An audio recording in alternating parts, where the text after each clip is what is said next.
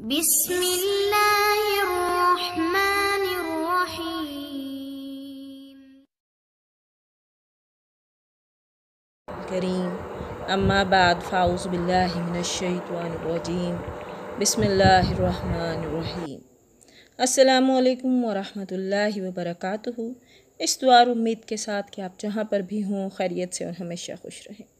سورہ نساء آیت نمبر 137 کا ترجمہ ہم آج پڑھیں گے، جس میں اللہ پاک فرما رہے ہیں کہ جو لوگ ایمان قبول کرتے ہیں پھر کفر کیا، پھر ایمان لا کر پھر کفر کیا، یعنی منافقین کی طرح کرتے رہتے ہیں، تو پھر اللہ یقیناً انہیں نہ بخشے گا اور نہ انہیں راہ ہدایت سمجھائے گا۔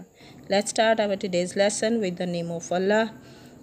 اعوذ باللہ من الشیطان الرجیم، بسم اللہ الرحمن الرحیم۔ شروع اللہ کے نام سے جو بڑا مہربان نہایت رحم کرنے والا ہے۔ آیت نمبر 137 آف سورہ نساء۔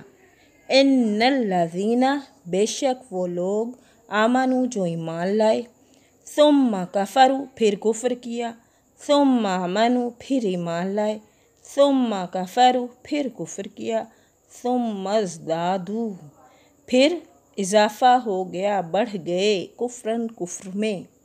جن لوگوں نے ایمان قبول کر کے پھر کفر کیا، پھر ایمان لا کر پھر کفر کیا، پھر اپنے کفر میں بڑھ گئے، لم یکن اللہ، ہرگز نہیں، لیغفر لہم، بخشے گا، لہم انہیں، ولا اور نہ، لیہدیہم، ہدایت ہے ان کے لیے، سبیلا، راستہ۔ اللہ یقیناً انہیں نہ بخشے گا اور نہ انہیں راہ ہدایت سمجھائے گا۔ یعنی اللہ پاک ہمیں منافقین کے بارے میں بتا رہے ہیں۔ بعض مفسرین نے اس سے مراد یہود لیے ہیں۔ یہود حضرت موسیٰ علیہ السلام پر ایمان لائے، لیکن حضرت عزیر علیہ السلام کا انکار کیا۔ پھر حضرت عزیر علیہ السلام پر ایمان لائے تو حضرت عیسیٰ علیہ السلام کا انکار کیا۔ پھر کفر میں بڑھتے چلے گئے، حتیٰ کہ حضرت محمد صلی اللہ علیہ وآلہ وسلم کی نبوت کا بھی انکار کیا۔ اور بعض مفسرین نے اس سے مراد منافقین لیے ہیں۔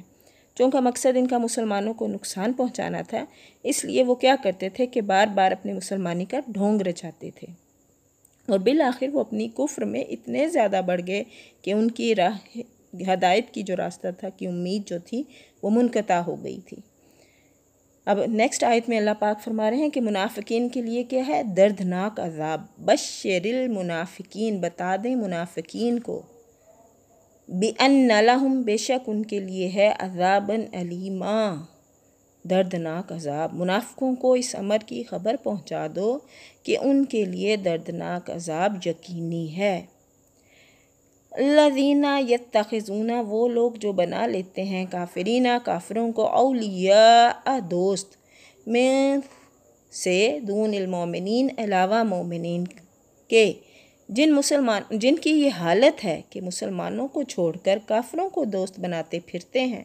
ایبتغون، کیا وہ تلاش کرتے ہیں، عندہم العزت، ان کے پاس عزت، کیا ان کے پاس عزت کی تلاش میں جاتے ہیں؟ فَإِنَّ الْعِزَّةَ، پس بے شک عزت، للہ جمیعا، تو یاد رکھیں کہ عزت تو ساری کی ساری اللہ ہی کے قبضے میں ہے۔ اب یہاں دو چیزیں بیان کی گئیں۔ ایک تو یہ کہ جس طرح سورہ بقرہ کے آغاز میں ہوا، بتایا گیا کہ منافقین کافروں کے پاس جا کر یہی کہتے تھے کہ ہم تو حقیقت میں تمہارے ساتھ ہیں، اور مسلمانوں سے تو ہم جسٹ کیا کرتے ہیں، جسٹ فار فن ان کے ساتھ ہوتے ہیں۔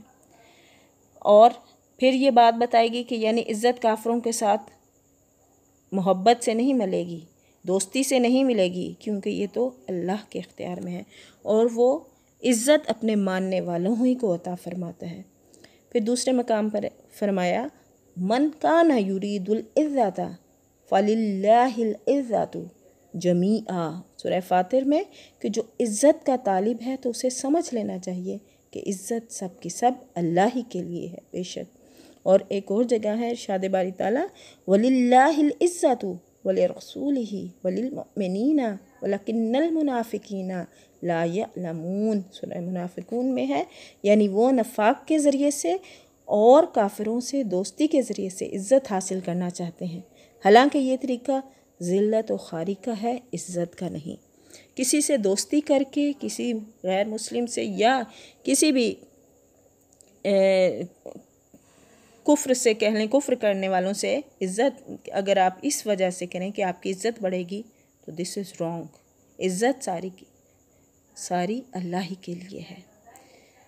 وَقَدْ نَزَّلَ عَلَيْكُمْ فِي الْكِتَابِ، وقد اور تحقیق البتہ، نزل نازل کیا، علیکم آپ پر، فی الکتاب کتاب میں، ان اذا سمعتم اور اللہ تمہارے پاس اپنی کتاب میں یہ حکم اتار چکا ہے، نازل کر چکے ہیں، اور قد تحقیق البتہ، نزل نازل کیا گیا، علیکم تم پر، فی الکتاب کتاب میں، ان اذا سمعتم کہ جب تم کسی مجلس والوں کو آیات اللہ اللہ کی آیتوں کے ساتھ یکفرو کفر کرتے ہوئے، بہا اس کا، ویستہزئو اور مذاق اڑاتے ہوئے سنو تو اس مجمع میں ان کے ساتھ نہ بیٹھو۔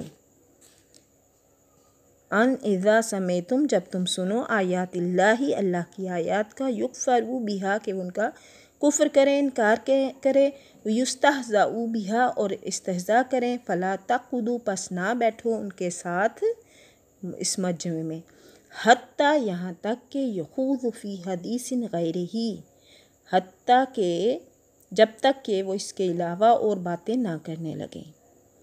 انکم اذا مثلہم ورنہ تم بھی اسی وقت انہی جیسے ہو۔